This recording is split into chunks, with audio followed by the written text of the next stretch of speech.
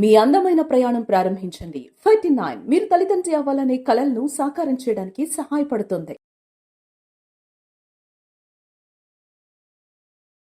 Welcome to Suman TV. Diabetes, sugar వ్యాధి, దీని బారిన పడుతున్న వారి సంఖ్య రోజు రోజుకి పెరిగిపోతుంది. అయితే ఐసీఎంఆర్ స్టడీ నిర్వహించి చాలా భయంకర నిజాలే బయటపెట్టడం జరిగింది. వివరాలు తెలుసుకుందాం. ఈరోజు మనతో పాటు ఉన్నారు ప్రముఖ న్యూరో సర్జన్ డాక్టర్ రంగనాథం గారు from SLG hospital, Nizampet, Bachupalli. Doctor గారు నమస్తే. డాక్టర్ గారు, బీపీలు, షుగర్లు అక్క చెల్లెళ్ళు. సో బీపీ ఉంటే షుగర్ వస్తుంది, షుగర్ ఉంటే బీపీ వస్తుంది అని చెప్తున్నారు. అయితే ఐసీఎంఆర్ స్టడీ నిర్వహించడం జరిగింది. లైఫ్ స్టైల్ డిజార్డర్స్ ఎక్కువగా వస్తాయని, దాంట్లో ముఖ్యంగా డయాబెటీస్ అనేది ప్రతి ఇంట్లో కూడా డయాబెటిక్ పేషెంట్స్ ఉంటూ ఉన్నారు. సో ఏంటి డాక్టర్ గారు ఇది, ఈ స్టడీ ఏం చెప్పింది? ఒక మాటలో చెప్పాలంటే ఈ ఐసీఎంఆర్ వ్యాధి నా ప్రకారం గొప్ప ప్రముఖమైన స్టడీ అండి.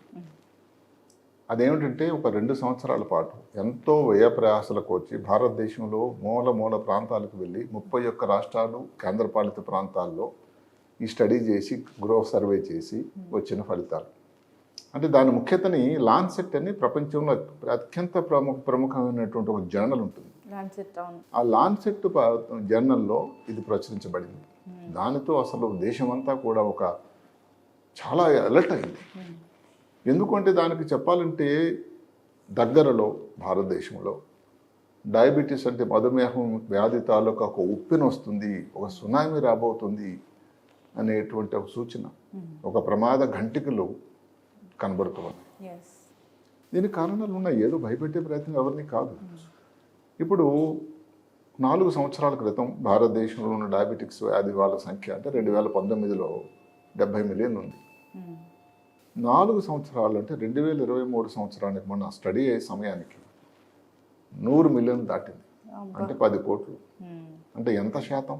44% పెరిగింది. ఇంకా ఒక సూచన వాళ్ళు ఏం చేశారంటే ఇంకా పెరిగే అవకాశం ఉంది. ఇది ఎట్టి పరిస్థితుల్లో కూడా సంతోషం కానే కాదు. మీరు ముందే చెప్పారు లైఫ్ స్టైల్ డిసీజ్ అని. అంటే ఏమిటిది? కొన్ని ఎవరి చేతులు లేవు. ఉదాహరణకు రోడ్డు మీద వెళ్తున్నారు ఎవరో, యాక్సిడెంట్, అది ఎవరి చేతులు లేదు కొన్నిసార్లు. సరే, అక్కడ కూడా వాహనం సరిగ్గా నడిపించకపోతే ఇబ్బంది వదిలేద్దాం. ఈ లైఫ్ స్టైల్ వ్యాధులు అన్నది ఏంటంటే చాలా వరకు మన జీవన శైలి, మనం తీసుకునే భోజనం, ఎన్ని గంటలు నిద్రపోతున్నాం, ఎంత వ్యాయామం చేయగలుగుతున్నాం, వెయిట్ ఎంత, మధ్యలో వెళ్ళి మేమన్నా బీపీ కానీ షుగర్ కానీ టెస్ట్ చేయించుకుంటున్నారా, అంటే కష్టం వచ్చినప్పుడే డాక్టర్ తాలూకు అవసరం పడకూడదు. ఇవన్నీ ఉండేటట్టయితే ఇబ్బంది మనిషికి రాక చెట్లకు వస్తుందండి. చెట్లకు కూడా జబ్బులు వస్తుంది, మనిషికి వస్తుంది. కాబట్టి దానికి ముందే కానీ తీసుకున్నట్టయితే ప్రమాదం తగ్గుతుంది అని ఈ గొప్ప స్టడీ తాలూకా సారాంశం. ఇందులో భయపెట్టే ప్రయత్నం అయితే కాదు. ఈ లైఫ్ స్టైల్ డిసీజ్ తీసుకున్నట్టయితే భారతదేశం అంతా ఒకేలా లేదు. కొన్ని రాష్ట్రాల్లో చాలా ఎక్కువ ఉంది శాతం. ఎట్లా? ఇప్పుడు మనము భారతదేశం యావరేజ్ తీసుకుంటే 11.4. ఇప్పుడు కొన్ని రాష్ట్రాలు ఉన్నాయి, ఎంత ఎక్కువ ఉన్నాయండి. తీసుకోండి, మీరు గోవా తీసుకోండి, ఏది మామూలు శాతం, ఏది యావరేజ్ ఏదో 11.4 ఉంటే 25-28 ఉంది. అలాగే కేరళ, అలాగే పాండిచ్చేరి. తక్కువ విషయాలు కూడా యూపీలో చాలా తక్కువ ఉంది.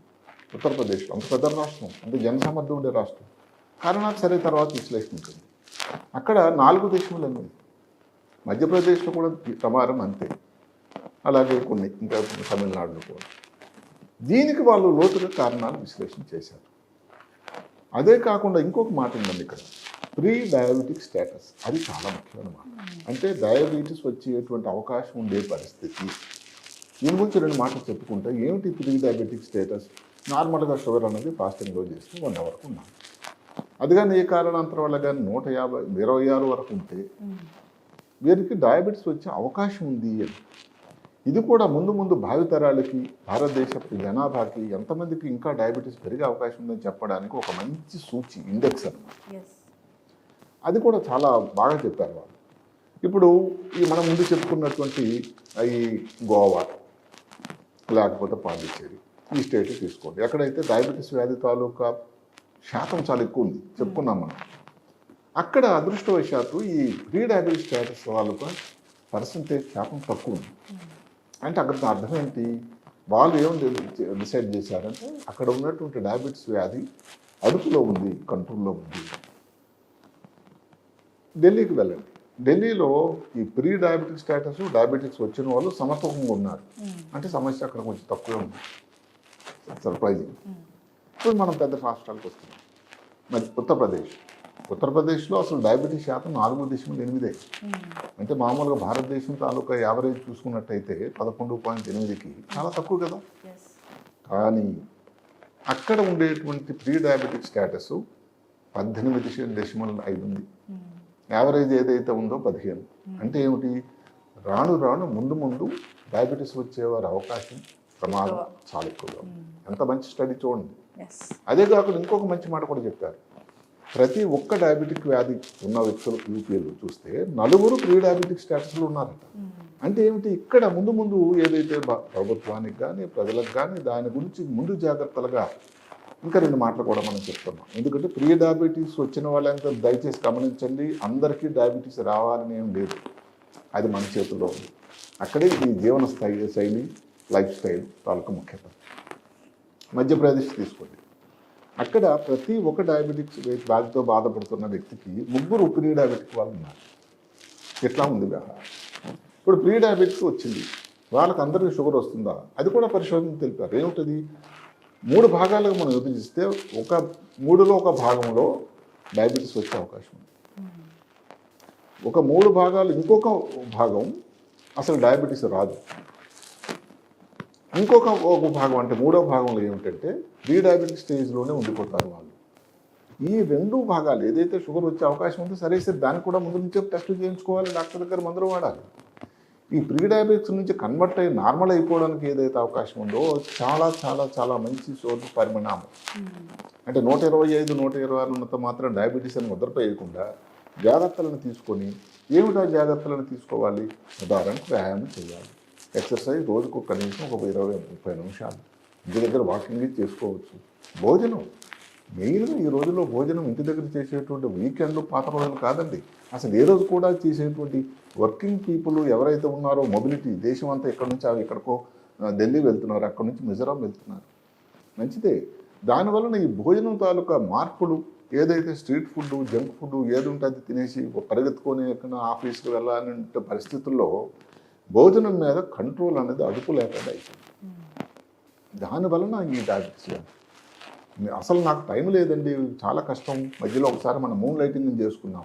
చేసేటోళ్ళు ఎక్కువ పని చేస్తారు, చేయని వాళ్ళు తక్కువైపోయింది. ఈ మధ్యకాలంలో ప్రతి వాళ్ళు ఉద్యోగం చేస్తూ అసలు విశ్రాంతి తత్వం లేకుండా అయిపోయింది. కాబట్టి ఎక్సర్సైజ్కి సమయం ఉంటుంది. అసలు కొన్ని స్టడీస్ ఏం చెప్పాయంటే వారంలో 2 రోజులు చేసినా పర్వాలేదు, అది కూడా లేదే. ఒబేసిటీ ఉపకాయం అసలు హైదరాబాద్ నగరమే ఎన్నిసార్లు చెప్పుకున్నాం, అది పెద్ద అడ్డా అయిపోయింది. చాలా ఎక్కువ మంది ఉపకాయంతో బాధపడుతున్నారు. ఇవన్నీ ఉండేటట్టయితే డయాబెటీస్, ఇప్పుడు అదే కాకుండా hyper tension, blood pressure. Diabetes ఉన్న వాళ్ళలో 25 నుంచి 30% బ్లడ్ ప్రెషర్ వస్తుంది, ఉపకాయం 15% వరకు. అదే కాకుండా దీనికి తోడు కానీ ఏదో అక్కడ అగ్నికి ఆజ్యం పోసినట్టుగా ఇప్పుడు దానికి స్మోకింగ్, మద్యం సేవించడం ఇలాంటి అలవాట్లు ఉన్నాయనుకోండి, దానితో ఇంకా ఇబ్బందులు అనేది ఎక్కువ రావడం కాస్తం. కాబట్టి 2 విషయాలు దీన్ని బట్టి మనకు తెలిసేది ఏమిటంటే డయాబెటీస్ వ్యాధి చాలా ఎక్కువగా ప్రబలింది భారతదేశం అంతటా కూడా, అన్ని రాష్ట్రాల్లో కూడా ఉంది.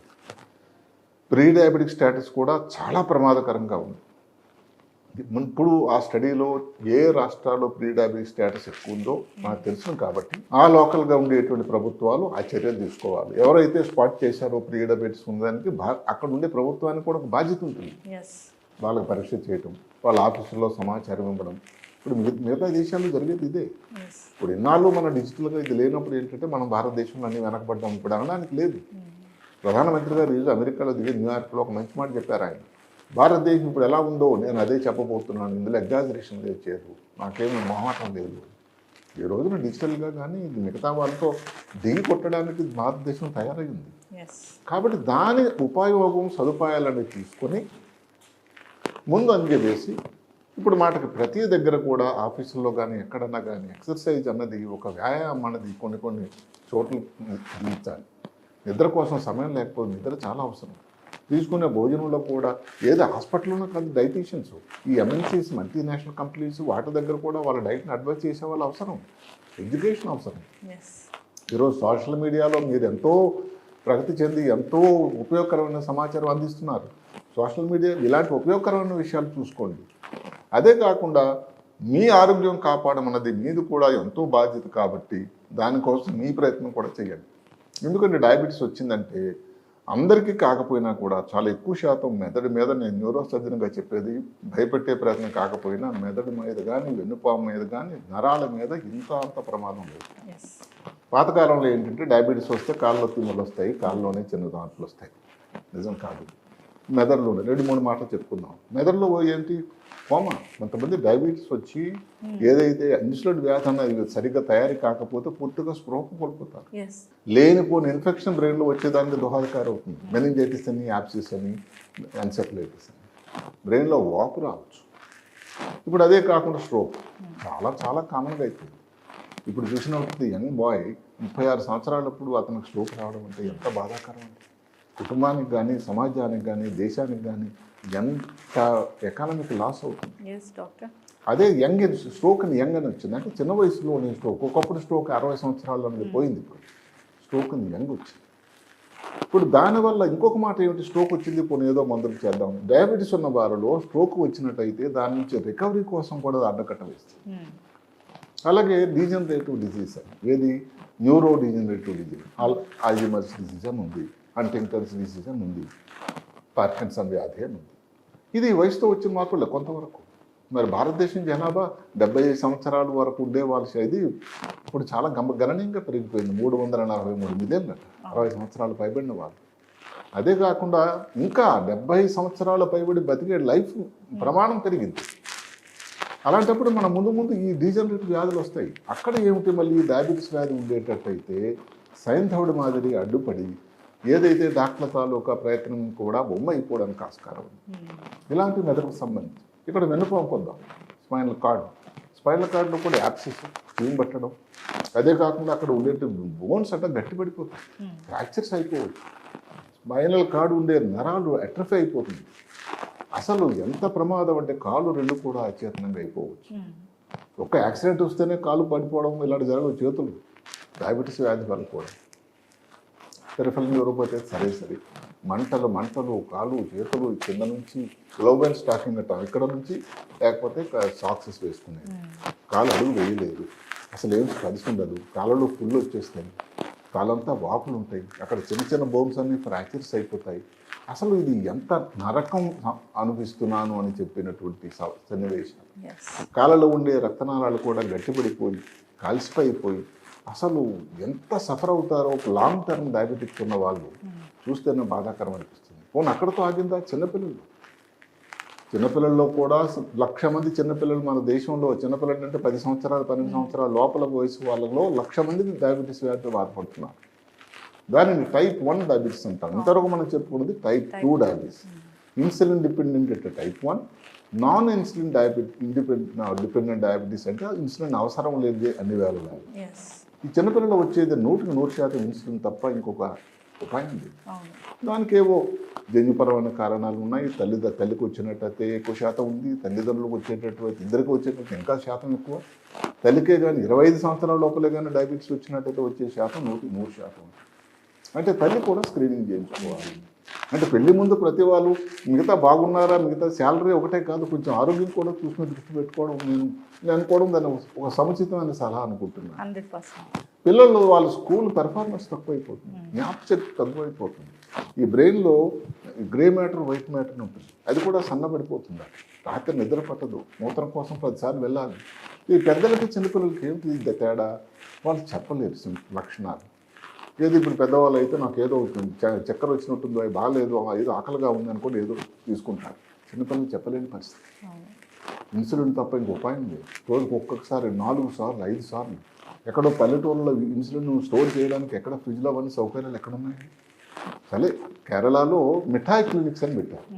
అంటే కేరళ ప్రభుత్వం వారు అంటే పిల్లల కోసం, చిన్నపిల్లలు ఎవరైతే ఇంట్లో అయితే డయాబెటీస్ వ్యాధితో ఉన్నారో వాళ్ళలో కానీ ఇది చూసినట్టయితే దానిలో ఇన్సులిన్ స్టోర్ చేసుకోవడం ఉపయోగకరం ఉంటుంది. అదే కాక ఇన్సులిన్ కూడా గవర్నమెంట్, ఎందుకంటే ఇన్సులిన్ కాస్ట్ చాలా ఎక్కువ, ఆ సప్లై చేస్తున్నారు. కాబట్టి ఇలాంటి చిన్న ప్రభుత్వం కూడా కొంచెం ముందంజ వేసి, ఇప్పుడు కోవిడ్ అయిపోయింది, కోవిడ్ వచ్చినప్పుడు కూడా కొంచెం ముడుక్కుమని కాదు, ఇది పెద్ద ఉప్పున రాబోతుంది, మన ఎదురుగా ఉంది. ఇది వచ్చిన వాళ్ళు ఇంకా కోవిడ్ లాగా ఏదో జరిగిపోరు. చాలా రోజులు బతుకుతారు. బతికినప్పుడల్లా ఇంత ఖర్చుకో వెళ్ళేటట్టయితే ఎంత ఇబ్బంది. కాబట్టి ఇలాంటి చిన్న విషయాలు ఉండడం వల్ల ముందు చెప్పుకున్నట్టుగా ఇది లైఫ్ స్టైల్ డిజీజ్ కాబట్టి చిన్నపిల్లలు ఆ శాతం తీసేయండి 1,00,000 మంది. అది జన్యుపరమైంది, తల్లిదండ్రులకి ఎవరి చేతిలో లేదు. అవును.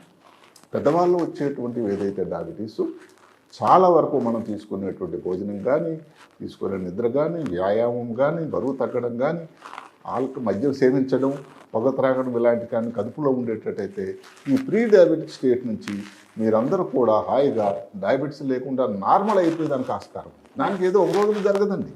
ఇది కూడా పరిశోధన చెప్పారు. ప్రీ డయాబెటిక్ స్టేట్లో ఉంటే ఏదో ఒక రోజులోని వారంలో అమ్మ నేను ఎక్సర్సైజ్ చేస్తానంటే అయిపోదు. 2 నుంచి 6 సంవత్సరాల పరిశ్రమ. ఇంకొక స్టడీలో ఇక్కడైతే ఒక 1/3 అని చెప్పారు కానీ 3/4 ఒకటి, కానీ ఒక దగ్గర అయితే అసలు 50% ప్రీ డయాబెటీస్ వస్తే మళ్ళీ డయాబెటీస్ వచ్చే ప్రమాదం ఉంటుంది. ఇట్లా కొన్ని స్టడీస్లో ఉంది. మొత్తం మీద ఈ స్టడీ చాలా చాలా ముఖ్యమైన భారతదేశానికి ముందు తరాలకి చాలా ఉపయోగకరమైన స్టడీ అని నేను నమ్ముతున్నాను. ఎస్, ఖచ్చితంగా డాక్టర్ గారు చాలా చక్కగా చెప్పారండి. అంటే ఐసీఎంఆర్ స్టడీ నిర్వహించింది. సో డయాబెటీస్ వాళ్ళ సంఖ్య రోజు రోజుకి పెరిగిపోతుందని, అయితే ప్రీ డయాబెటిక్ కండిషన్ కూడా చాలా ఎక్కువగా ఉంది. దాని నుంచి ఎలా బయటపడాలనే దాని గురించి అందరూ ఆలోచించాలని కోరుకుందాం. మీరు చెప్పినట్లుగా అది నిరంతర ప్రక్రియ. ఎందుకంటే ఇప్పుడు ఐసీఎంఆర్ సంస్థ చాలా ప్రఖ్యాతిగాంచిన సంస్థ, భారతదేశం సంస్థ. భారతదేశంలో ఆరోగ్య రీసెర్చ్ కోసం చేసేటువంటి గొప్ప సంస్థది. కాబట్టి అక్కడ నుంచి వచ్చినటువంటి ఏదో స్టడీ ఆషామాషి స్టడీ కానే కాదు. ఇంకో సంతోషం ఏంటంటే ఈ స్టడీలో ఇన్వాల్వ్ అయిన అందరూ కూడా మన దక్షిణ భారతదేశంలో తమిళనాడు కేంద్రంగా ఉండేటువంటి మోహన్స్ అనే వాళ్ళ ముందు నుంచి వాళ్ళ కుటుంబం అంతా కూడా అందరూ చేస్తున్నారు. నిజంగా మనం అందరం కూడా వాళ్ళని అభినందించాలి. ఇక్కడ ఏదో వాళ్ళు ఒక స్టేట్తోనే సౌత్ ఇండియాలోని తమిళనాడు, కేరళ, ఆంధ్రాలో కాకుండా మారుమూల ప్రాంతాలకు నార్త్ ఈస్ట్ కూడా వెళ్ళి స్టడీలు ఇంక్లూడ్ చేసి 31 రాష్ట్రాలు, కేంద్రపాలిత ప్రాంతాలు చేశారు. అద్భుతమైన స్టడీ అని నా అభిప్రాయం. ఖచ్చితంగా డాక్టర్ గారు చాలా చక్కటి ఇన్ఫర్మేషన్ అండి. ధన్యవాదాలు. నమస్కారం.